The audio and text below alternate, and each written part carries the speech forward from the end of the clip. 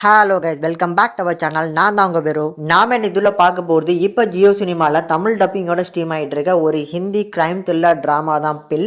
இந்த web series எப்படி வந்திருக்கு அப்படிங்கிறத அந்த உள்ள பார்க்க போகிறோம். இந்த வெப் சீரிஸோட சீசன் 1 டோட்டலாக 8 எபிசோட்ஸ் கொண்டு இப்போ பிளான் பண்ணி ரிலீஸ் பண்ணியிருக்காங்க.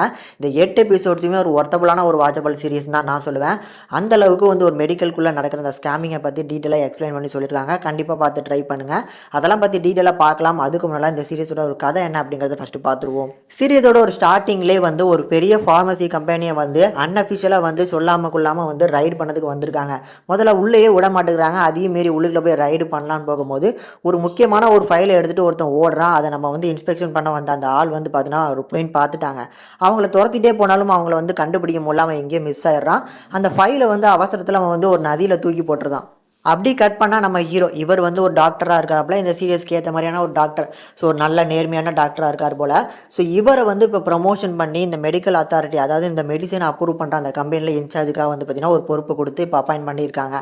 இவர் புதுசாக வந்திருக்க ஒரு ஆள்னே சொல்லலாம். இப்போ இன்னொரு சைடில் இந்த தூக்கி எறியப்பட்ட அந்த ஃபைல் ஒரு குப்பமேட்டில் விழுது. அந்த ஃபைல் ஒரு ரிப்போர்ட்டர், ஒரு ரிப்போர்ட்டர் கிட்ட கிடைக்குது. ஸோ இவரை பொறுத்தளவுக்கு இந்த ரிப்போர்ட்டில் இருக்கிறது என்ன அப்படிங்கிறது தெரியல. ஆனால் ரிஜெக்ஷன் இருக்குது அப்படிங்கிறது பார்க்கும்போது கொஞ்சம் கன்ஃபியூஷனாக வராரு. அதனால சில டாக்டர்ஸை கொண்டு போய் காமிக்க ஒவ்வொரு டாக்டர்ஸுமே பார்த்தீங்கன்னா இந்த ஃபைல்ஸை பார்த்து பயப்பட ஆரம்பிக்கிறாங்க. ஒருத்தர் பார்த்தீங்கன்னா காசு கொடுக்குறாங்க. இதெல்லாம் பார்க்கும்போது இதில் பெருசாக ஏதோ இருக்குது அப்படின்னு சொல்ல ஒரு மூணாவது ஒரு டாக்டர் இது ரிஜெக்ட் பண்ணப்பட்ட மருந்தை கவர்மெண்ட் அப்ரூவ் பண்ணி எல்லாருக்குமே கொடுத்துட்டு இருக்காங்க அப்படிங்கிற மாதிரி சொல்கிறாங்க. ஸோ அதை தெரிஞ்சுக்கிட்டு மெடிக்கல் அத்தாரிட்டி, அதாவது இந்த ஏற்கனவே சொன்னாலும் நம்ம ஹீரோ வேலை பார்க்குறாருல, அவங்க கிட்டக்க போய் நீங்கள் கம்ப்ளைண்ட் பண்ணுங்கள், இதுக்கான சொல்யூஷன் உங்களுக்கு கண்டிப்பாக கிடைக்கும் அப்படிங்கிற மாதிரி அந்த டாக்டர் சொல்லி அனுப்பி விட்றாப்ல. ஆனால் நம்ம ஹீரோ இவங்க மீட் பண்ணல. இன்னொரு ஐஆர் அஃபிஷனை பார்த்தீங்கன்னா அங்கே இருக்கிற ஒரு ஐஆர் அஃபிஷனுக்கு மீட் பண்ணுறாங்க.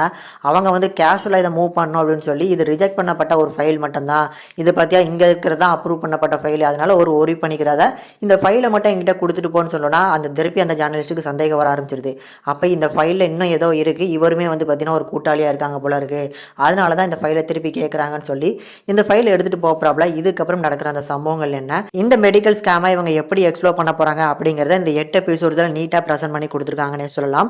இந்த சீரிஸ் பார்க்கறதுக்கு ஒரு ஒர்த்தபுளான சீரியஸ். நான் ஸ்டார்டிங்கில் சொன்ன மாதிரியே ஒவ்வொரு எபிசோட்ஸ்லையும் இந்த மெடிக்கல் ஸ்கேமை பற்றி டீட்டெயிலிங்காக பார்த்தீங்கன்னா தத்ரூபமாக எடுத்து காமிச்சிருக்காங்க. அதில் பர்டிகுலராக 2 ஃபார்மசி கம்பெனி போட்டி போடுறதா இருக்கட்டும், அவங்க பிஸ்னஸ் அதில் நம்பர் 2 கம்பெனி ஒரு டயபெட்டிஸ் ட்ரக்கை ரிலீஸ் பண்ண போகிறாங்களாம். அதுக்கு நம்பர் 1 கம்பெனி அதுக்காக ஃபாஸ்ட்டாக மூவ் பண்ணுறது, இந்த மாதிரி நிறைய மெடிக்கல் ஸ்கேமை பற்றி நல்லாவே எக்ஸ்ப்ளோர் பண்ணி காமிச்சிருக்காங்க.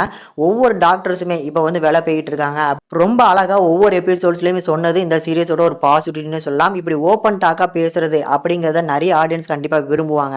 அது மட்டும் இல்லாமல் இது மக்களுக்கும் போய் சேரணும் அப்படிங்கிற நல்ல நோக்கத்தோட இந்த சீரியஸை எடுத்ததுக்காகவே கண்டிப்பாக இந்த சீரியஸோட அந்த டேரக்டராக கண்டிப்பாக பாராட்டலாம். அண்ட் ஆல்சோ நடித்த எல்லாருமே டெக்னிக்கல் சப்போர்ட் எல்லாமே சூப்பராக கொடுத்துருக்கனால ஒரு 8 எபிசோட்ஸுமே கண்டிப்பாக உங்களுக்கு போரிங்கே ஆகாத அளவுக்கு ப்ரெசென்ட் பண்ணியிருக்காங்கன்னு தான் நான் சொல்லுவேன்.